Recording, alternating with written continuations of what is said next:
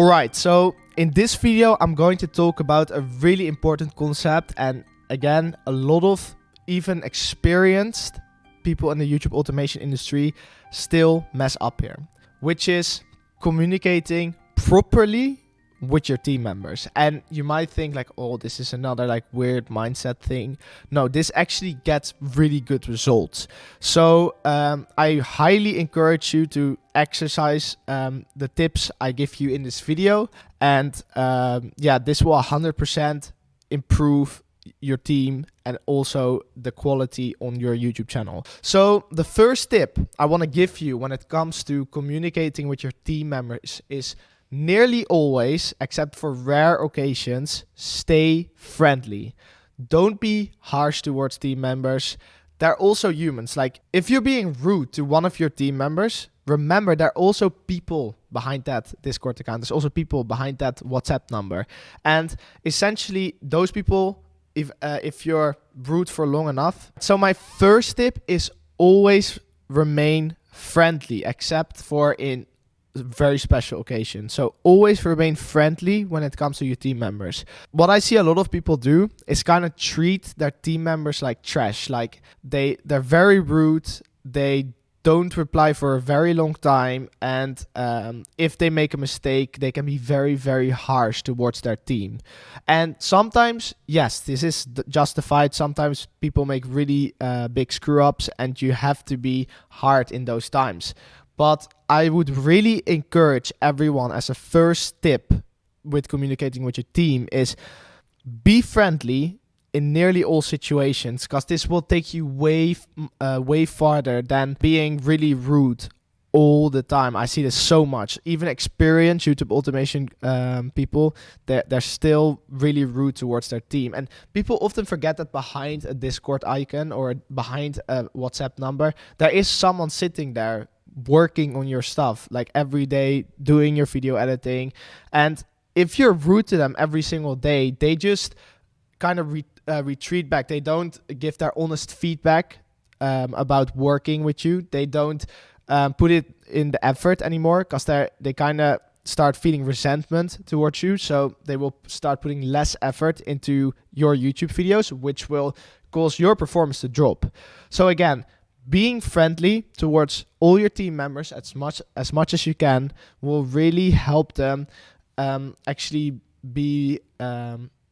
really help with them being more giving towards you. And by establishing a relationship like this, your quality will skyrocket. Like, because if people like you, they will automatically also work harder, because they of course want to kind of give you back that friendliness inside of their work. So I would really recommend being very polite with your team members, and maybe even just having a personal chat with them. You know, not only talking about business, but also checking up on them, like how's your personal life, how's your family, stuff like this. Like, if you build a personal connection with these team members, often you will get that back within the quality of your videos.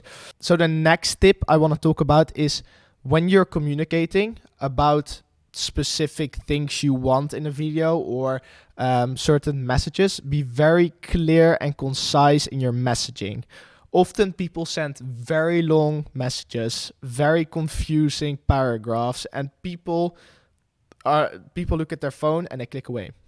What you want to do is, when you're talking to your team, make sure you're very concise and very clear about your demand. So what you should take away from this tip is essentially try and kind of dim it down on any corporate jargon. Just try to talk like a normal human being, and also try to just make sure that people can read a message, maybe 2-3 sentences long, and immediately understand what you want.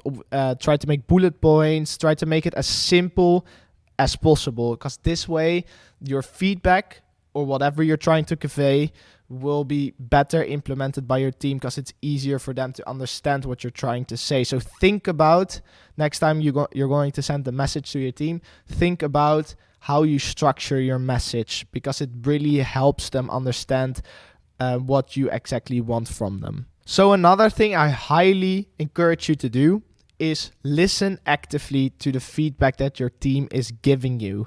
Say, for example, there's something messed up with the workflow, or there's something they don't like, or something isn't working for them. Listen to them and try and come up with solutions. By doing this and actively listening and fixing the problems, you will increase your efficiency, and again, also the satisfaction that your team has with working with you. And again, you will see this back in the results you're getting on YouTube. So again, try to actively listen to the feedback your team is giving you, and also try to open up that line of communication where you ask people like, hey, what do you think of this video? Or for example, what do you think about the way we work here? Do you have any tips on how we can improve the workflow maybe? And this will give you back a lot of valuable feedback. So try to listen to your team as much as you can. Another thing I find really important is try to use different modes of communication. So a lot of people, they always just text, and it's very impersonal. What you want to do instead, of course, you want to try and try to text as much as possible, but sometimes try to hop onto a call with them. Just hop onto a call and discuss certain subjects with them, like how the videos are going, the results you're getting. Maybe give them a little bit of feedback on their work. Ask them, what do you think you could do better? Stuff like this is very valuable, and it also builds a better connection with your team. And this, again, helps you get more results. The next one that's very important is that you have to set clear expectations. So for example, when you want to have a video done, just say, okay guys, this video needs to be done by then and then. I would really like to have that done. Can you please let me know if you can reach these expectations? Then maybe they will say, okay, no, I don't have enough time for that. Can we move it to then and then? And you can kind of negotiate back and forth, like, okay, this is what the deadline is going to be. Sometimes what you want is just simply not possible. They can't offer that. So try to negotiate back and forth. This will really help setting clear expectations from your team members.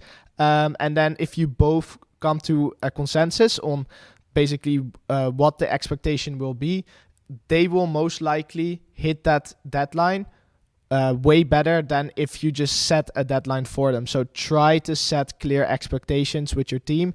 It's a really powerful way of improving communication together with your team members. Another thing that's really important is being responsive. If your team has questions, if there's a crisis going on, try to communicate with them back and forth. I struggle with this quite a lot because I get a lot of Discord messages every single day. I have messages on WhatsApp, Twitter, whatever. There's a lot of things that go on throughout my day. But again, I try as much as possible to be responsive to my team. And you should probably too, although you have a busy job, although you have maybe a lot of hobbies and stuff in your personal life, try as much as possible to quickly respond to any team messages, and be clear. For example, when you're leaving for a weekend or you're going on vacation and you don't want to be on your phone, just let them know. Usually they don't mind, and it will set clear expectations, and they know, okay, he's not going to respond. That's fine, and then they will probably ask you the question a little bit later. So again, be fast with your responses and be clear when you're not going to be able to respond. Another thing I want you to try and exercise with your team is celebrate success. Say for example, you have a viral video. Take a screenshot and send it to your team. This will really help to encourage them. Like, hey guys, you did a really good job. Like look at what we're achieving together. And this will create a really strong bond in your team. And with sharing those successes with them will basically help you also create that connection with your team and the project you're working on. And that really helps them care about the success of your YouTube channel. And that in turn gives you more success. The last thing I kind of want to talk about is giving positive feedback. So say, for example, someone did something really well, like a scriptwriter wrote a really nice hook, or a video editor did a really nice edit or animation on a video. Make a screenshot, make a screen recording, and say like, hey, this is really, really good. I'm going to give you an example right here. If you check my screen, there will be a screenshot of a message I sent literally yesterday, which was I saw one of my team members made a really nice thumbnail and it did really well. It was a 1 out of 10 thumbnail. And I saw the thumbnail, I was like, that's nice. He's been innovating, like it's different from our usual style. He's been innovating on that thumbnail. And I just gave him that compliment. And of course, the whole team responded like, yeah, very good job. And he's like, okay, thank you guys. And again, like that creates a positive feedback loop where people will try harder to improve, because every time they do something well, they get a positive response back, and that will help them or encourage them to do better in the future. Anyway, those were my tips for better communication with your team. I hope those were very valuable, and thank you for watching.